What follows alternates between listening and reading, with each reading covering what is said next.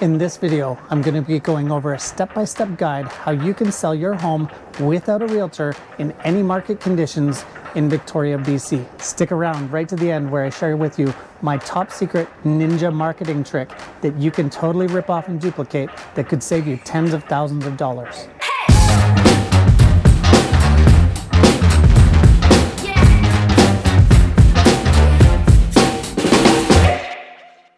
Before we get started, make sure to smash that subscribe button, give us a like, tell us what you want to see in the next video in the comments, and turn on the notifications so that you'll be informed the next time a video drops. Okay, let's jump right in.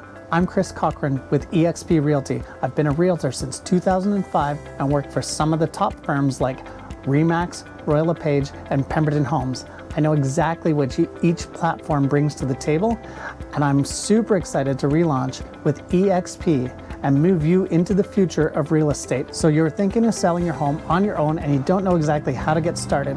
Well, I've got you covered. I've got a list of things to do, right from preparing your home to handing the keys over to the new buyer. I'm gonna go through it pretty quick, so please take some notes and feel free to rewind this video as many times as you need to. The first thing you need to do is research what other homes are selling for in your area. That's by far the most important step.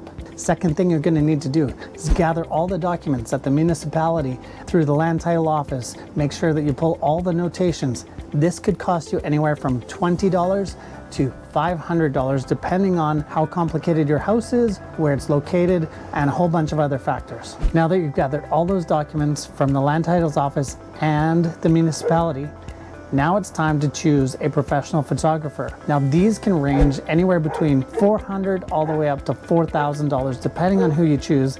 Once you've selected a photographer, now you got to get prepared for taking photos and getting floor plans. The photographers do not prepare your house for you. You literally have to do that yourself. You have to create curb appeal. That can be anything from finishing up some landscaping to pressure washing the driveway, planting new trees, any number of things. And that can cost you between $0 to $2,500. So it just all depends on how far you want to go. But I will say in a flat market, the more you can do, the better. So now that you've got the outside looking great, you've got to take some action inside. You've got to declutter. I mean, literally put things in boxes as if you're moving, because you are going to be moving when you sell your house. Minimalistic. Think nothing on the countertop. Remove any pets. No pets in the house during the photography. Some of the 3D tours that they do, they require still photos, and if your pet runs through it, ruins the entire shot. Have your pets out and have all evidence of your pets out of the property as well. If you need to add a splash of color, that can be done after you've pared the house down to next to nothing. You're going to have to take personal photos off the wall. You're going to need to remove remote controls, all your personal products in the bathroom, that sort of thing, in the showers, and you're gonna have to flip down all your toilet seats. On top of decluttering, you're gonna need to brighten all of your rooms. You can change out all your light bulbs to higher wattage light bulbs if you're still using old incandescent. Ramp it up with LEDs everywhere. Turn them all on and open up all blinds. The more light you can have, the better the photography is gonna end up. We can darken photos, we can change photos, but you can't add light to photos easily. So now you've got all the photos done, you've got floor plans, you've got a digital walkthrough of your home and a 3D tour if you opted to choose that, and I would in this market, in this environment. Now it's time to decide whether you want to use a mere posting service, which is a service that actually places your home on the MLS, as you need a license to do so, which can set you back between $500 and $1,000 depending on where you choose to work. So now you've got all your digital assets, as we like to call them in the industry. Now, where are you going to market them? Clearly, you're going to put them on social media. Instagram, Facebook, YouTube, and TikTok. Those are all the top producers right now. But to be honest, there's specialty things you need to look out for in each one. You're going to have to decide on how much money you're going to spend on advertising in each one and how to set up your ads properly. Again, I would hire this out to a specialist, as I do. Even though I know a great deal about social media, promotional, and all that sort of stuff, I literally leave it to professionals that can tweak things and change things just a little bit better than I can. Certainly I can do it, but it does take a lot of time, and there are little things that I might miss each time. I would suggest your initial ad spend on Facebook be about $300, Instagram $300, TikTok a couple $100, and in this market that's going to get you a reasonable amount of exposure right outside the gate. However, again, it has to be done properly. You can't just throw money at this and put it out there because it's not going to hit your target market. Let's determine your target market. Where do you live? What type of property is it? Is it a rural acreage? That's going to be a different person than if it's a single condo or a one-bedroom condo right downtown Victoria. There's all different target markets out there, different price points. All of those things need to be taken into consideration because you don't want to be wasting your ad spend or your efforts trying to reach the wrong people. Now that you've determined your target market, people are going to make inquiries and you need to follow up with these inquiries quickly. You can't spend half a day getting back to someone as they're going to move on to the next listing that they see. Buyers are pretty impetuous, and yes, your home might be unique. However, if that person doesn't get followed up on in a timely manner, they're not going to come to see your home. So what I mean by that is you need speed to lead, as we call it in the industry. So if you can get back to someone within the first 5 minutes, your chances of selling them your home greatly increase. And that is not an easy task, especially when you're working or you're engaged with your family or doing other things. Now that you're following up with leads, now you need to get them into your house. There's a better dialogue than just saying, when would you like to come and see it? I call it an alternative close. That's what most people in the industry call it. It goes something like this. Would Tuesday or Wednesday work better for you? Would 4 p.m. or 5 p.m. work better for you? Would mornings or afternoons work better for you? Now, there's an art to getting people to your property. And it's a very weird thing, but psychologically, if you ask when works best for you, unfortunately, the person's going to try and find a place in their schedule, and no one really prioritizes things. So they're going to be like, oh, geez, I'm busy on that day. Maybe, how about next week? How about I contact you next week and we can touch base and go over it? And that's just not what you want. That's not going to convert. That's not going to get people through your house. And did you know that it takes 25 showings to sell the average home? Now that you've got them pinned down to a time that they're coming to your home, it's a time that they chose, however you suggested it, by giving them an alternative close. Now I suggest not being there. That's gonna sound crazy, but you gotta make a choice. Are you gonna be there during the showing? You're gonna walk them through every little detail? Typically, an owner doing that is gonna seem a little bit awkward. Also, showings are gonna take place while you're at work. I know, it sounds crazy, but you need to be able to let people into your home while you're away. Otherwise, you're gonna be driving back and forth from work and taking time off or doing whatever it takes in order to be there at a certain time, only to have them walk through the house 2 minutes and then you gotta turn around and go back to work, or if they're interested, maybe 10, 20 minutes. But buyers don't spend a great deal of time in your house. They typically just get to see it and then they decide whether they like it, and then they can pursue it from there. Also, once you get people coming through your home, you need to get their contact details. You need to be able to follow up with them. You need to be able to ask them what they liked and disliked about your home without you taking it personally. People are going to give you feedback. Sometimes it comes in as nitpicky or being a pain in the ass. Don't take it personally. They're just making an observation about your house as a house that they don't have any personal attachment to at this stage, unlike yourself. In order to get people through your house while you're at work, you're going to have to choose whether or not to have a lockbox on the property or maybe a keypad, touchpad. Those can range between $50 and $500. I know on Airbnb, we can literally beam a code to somebody and that gives them access, and then that code gets destroyed the moment they've used it. There's many different ways to tackle this, but basically you need to be able to have people through your home while you're still at work or you're still with your family, because most often they're going to be with their buyer's agent. They'll want access during a time that might not be as convenient for you as it is for them. So now that you have someone interested in your property through your follow-up, your showings, all the other stuff that you've done up until this point, you're going to need to get them to sign a legally binding contract. There are several ways to do that. You can just go online and find a contract that you might feel confident with, or you can consult with a lawyer. A lawyer's going to, take a significant amount of time to be able to review the contract.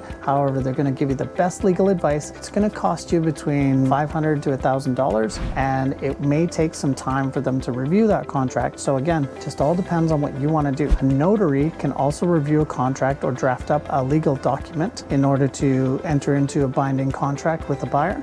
And that's going to cost you between $300 and $500. Certainly it's a lot cheaper. However, they don't give you advice. Both of those two methods, however, are going to take a significant amount of time. During that time, that buyer may change their mind. What I mean by that is they're going to go to work, they're going to chat about what they just did, what they just paid, and their coworkers may talk them out of the purchase. I personally would like to have a contract that I was confident with, use it to fill in the blanks, and feel confident that they're committed to a purchase through a legally binding contract. Another way that people do come to you is through other agents. Typically, another agent might bring you a buyer.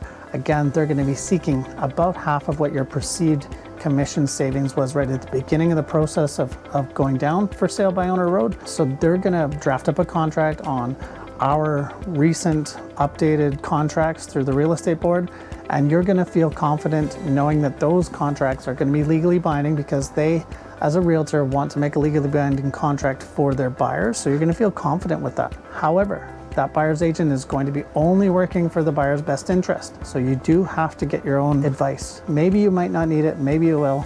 Either way, it's always nice to have an advisor in your corner. So you've got the big parts of the terms worked out. You've got the price, the possession. What's a reasonable timeline to expect for conditions? Now, that's going to depend on your property. Maybe you have a well that needs testing. Maybe you have a septic system that needs to be tested, building inspections. All of those things are going to take time, and having the contacts to get those done in a reasonable amount of time becomes a great value too. With that, I'm going to go over a case study that I promised from the beginning. As a matter of fact, I'm going to give you two case studies because I believe they're both powerful lessons to be learned. I know I learned a lot from them, so hoping you can learn from other people's mistakes so that you don't make them. So the first case study is with my buyers who I represented in the purchase of a property a couple years ago, right in the craziness of all the multiple offers. We had written offers on multiple acreages and just missed or couldn't get the property, couldn't write unconditional because we needed some bank financing. Let me explain. This for sale by owner was not an uneducated for sale by owner.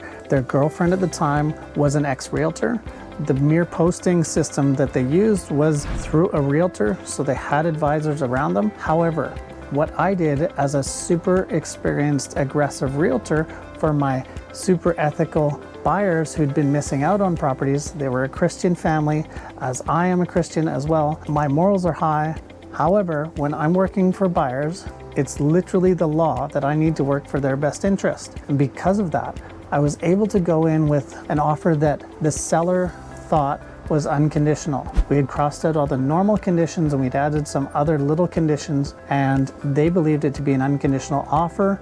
It was about $80,000 over their asking price, which at that time I believe was $150,000 to $200,000 below market value. Again, this for sale by owner, I gave them a very short period of time to decide on this offer, and they signed it. They then didn't have control, and they had decided to sell it for only $80,000 above asking price, when I believe if they were properly represented, they would get $150,000 to $200,000 more than that. We ended up buying it. My clients were ecstatic, could not even believe that I pulled that off. That's just one of the case studies. Another case study is with a seller who I represented in another transaction, but they decided to sell on their own. Let me talk to you about this one. This seller, who I represented in another purchase, had purchased a property through me. They had told me their intention was to keep their current existing home because it was a great rental, had a suite downstairs that their parents were living in, but they were going to move into the new home with them. It was a nice new home, newish home, and it wasn't super fancy. It was the perfect kind of rental. Didn't need any maintenance and would cash flow like crazy